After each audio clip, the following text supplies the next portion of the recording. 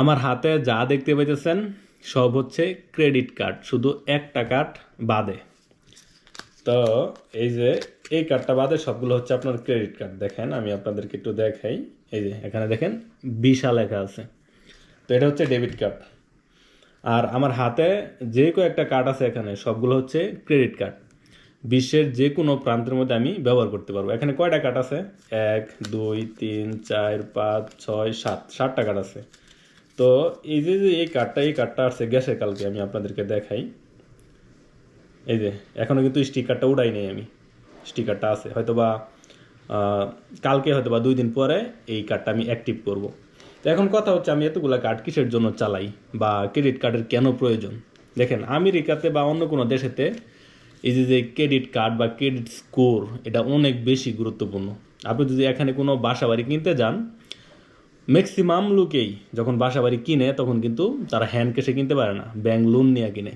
আর যখন আপনি ব্যাংকের মধ্যে যাইবেন, আপনি যে কোনো কিছুই কিনেন, আপনি জমি কিনতে পারেন বা কোনো ব্যবসা চালু করতেছেন বা কোনো বাসা বাড়ি কিনবেন বা গাড়ি কিনবেন, আপনার হাতে পর্যাপ্ত পরিমাণ টাকা নাই, আপনাকে ব্যাংকের মধ্যে যাইতে হবে আর ব্যাংক থেকে লোন নিতে হবে।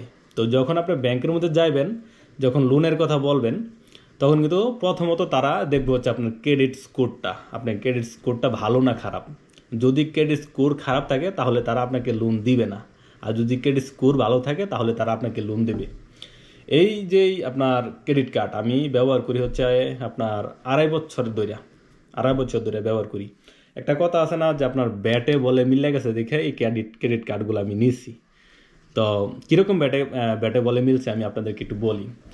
অনেক সময় কিন্তু আপনার ক্রেডিট কার্ড কোম্পানিগুলা আপনার তারা অফার দেয়। কীরকম অফার দেয়? আপনার বলে হচ্ছে যদি আপনার 3 মাসের মধ্যে $3,000 বা $4,000 করতে পারেন, ব্যয় করতে পারেন, ইউজ করতে পারেন, তাহলে তারা অনেক সময় দেখা যায় 200 300 বা $350 তারা হচ্ছে দেয়, বোনাস দেয়, আপনার দেয় আর কি, ক্রেডিট দেয় আর কি। ওই 200 300 বা $350 যখন তারা দেয় আপনার তারা কিন্তু আপনার দেবো না, ক্যাশ দেবো না, আপনার ওই টাকাটা আপনার যে কোনো মার্কেট প্লেসের মধ্যে আপনি ব্যয় করতে পারবেন, যে কোনো কিছু কিনতে পারবেন। তো আমার এরকম ভ্যাটের বলের মধ্যে মিল ছিল। কীরকম? কিছুদিন আগে যখন বাড়িতে গেছিলাম তখন তো আপনার টিকিট বুকিং দেওয়া লাগছে। তো ওই টিকিটটা তো ছিল আপনার প্রায় আপনার $2300।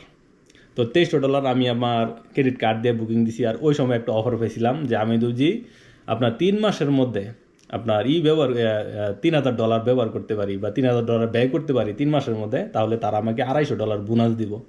তো আমার তো মনে করেন যে টিকিট যখন বুকিং দিছি তখনই তো আমার $2300 গেছে গা। আবার কিছুদিন আগে আমি দিছিলাম আপনার আমার ইন্স্যুরেন্সের বিল দিছিলাম, তখন একটা অফার আইছিল। তারপর হচ্ছে আপনার গাড়ির চাক্কা পাল্টাইছিলাম, আপনার চারটা পাল্টাইতে মোটামুটি আরও $1,000 মতো গেছে আর কি, তখন একটা অফার পাইছিলাম। তো এই যে অফারটা যখন আমি পাই তখনও মনে করেন যে যদি কোনো ক্রেডিট কার্ডের পাই আর কি, অফার পাই, ব্যাডে বলে যদি মিলা যায় তখন এটা নিয়ে আনি। আর এই যে ক্রেডিট স্কোরটা এটা আমি ধরে রাখতেছি বা আমার ক্রেডিট যে স্কোরটা এটা আমি মনে করেন বাড়াইতেছি।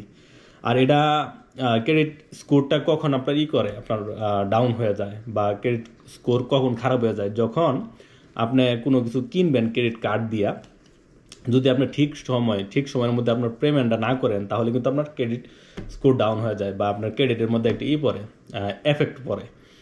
তো এর জন্যই আমি ক্রেডিট কার্ড ব্যবহার করি। বা আপনার ইন ফিউচারে যদি আপনি কোনো ব্যবসা বাণিজ্য শুরু করি বা কোনো বাসা টাসা কিনি, এই ক্রেডিট স্কোরটা বেশি ইম্পর্টেন্ট। তো সেই কারণে এই ক্রেডিট কার্ড ব্যবহার করা। আবার অনেকে মনে করে যে আপনার ক্রেডিট কার্ড হয়তো বা বড় লোকেরা ব্যবহার করে বা ক্রেডিট কার্ড ব্যবহার করে একটা প্যারা। তো আমি তো মনে হয় আপনার 2.5 বছরের বেশি যাবৎ ক্রেডিট কার্ড ব্যবহার করতেছি, আজও পর্যন্ত কোনো ধরনের প্যারা সহ্য করে নেই, খালি লাভই করতেছি, লস করে নেই। কিছুদিন আগে আপনার $200 লাভ করছি, $200 তারা আমার বোনাস দিছে। তো এই যে ক্রেডিট কার্ডটা আপনি ঠিক টাইমে করে দিবেন, পেমেন্ট করে দিবেন, আপনার কোনো প্যারা নাই। আর ক্রেডিট কার্ডের যে টাকাটা এটা কিন্তু আপনার টাকা না, আরেকটা কোম্পানি আপনার দিছে ক্রেডিট কার্ডটা, আপনি ইউজ করতেছেন, কিন্তু মাস শেষে এটার বিলটা আপনাকে দিয়ে দিতে হবে। যদি বিল না দেন তাহলে আপনাকে ইন্টারেস্ট দিতে হবে, লেট ফ্রি দিতে হবে। প্রথম মাসে হয়তো বা $30, পরের মাসে হয়তো বা $50, এরপরের মাসে আরও ওই যে আপনার টাকা সহ ওটা সহ আবার ইন্টারেস্ট ধরে। যদি আপনার হাতে টাকা থাকে বা আপনার যদি ওরকম নিয়ম মেনটেন করতে পারেন যে ঠিক টাইমের মতো বিল দিবেন, তাহলে ক্রেডিট কার্ড নিয়েন। আর যদি মনে করেন যে না, এই দিলাম তো দিলাম না, তাহলে আপনার জন্য ক্রেডিট কার্ড না। ঠিক আছে? তো ক্রেডিট কার্ডটা হচ্ছে আমি মনে করি ভালো, কারণ আমি যখন এই ক্রেডিট কার্ড থেকে কোনো কিছু কিনি, তারা আমাকে একটাতে দেয় 2.5% ব্যাক দেয়, আরেকটাতে 3% দেয়, কিছু কিছু কার্ডেতে আপনার 5% ব্যাক দেয়। তো আমার কাছ থেকে তো কোনো সময় আপনার যায় না, আমার পকেট থেকে গচ্ছা যায় না। তো এই হচ্ছে সেই ক্রেডিট কার্ড। আপনাদেরকে একটু বলার চেষ্টা করলাম যে আসলে এতগুলো কার্ড কিসের জন্য, সবগুলাই আমার। আর ক্রেডিট কার্ডটা যারা ব্যবহার করে তারা জানি না বুঝে ব্যবহার করা ভালো, কারণ আপনি যদি ওরকম নিয়ম মেনটেন না করতে পারেন তাহলে আপনার কিন্তু লেট ফি দেওয়াই লাগবে। তো একটু বলার চেষ্টা করলাম আপনাদেরকে ক্রেডিট কার্ড সম্পর্কে। ভালো থাকবেন, সুস্থ থাকবেন, নিজের যত্ন নেবেন, পরিবারের যত্ন নেবেন। Take care, bye by.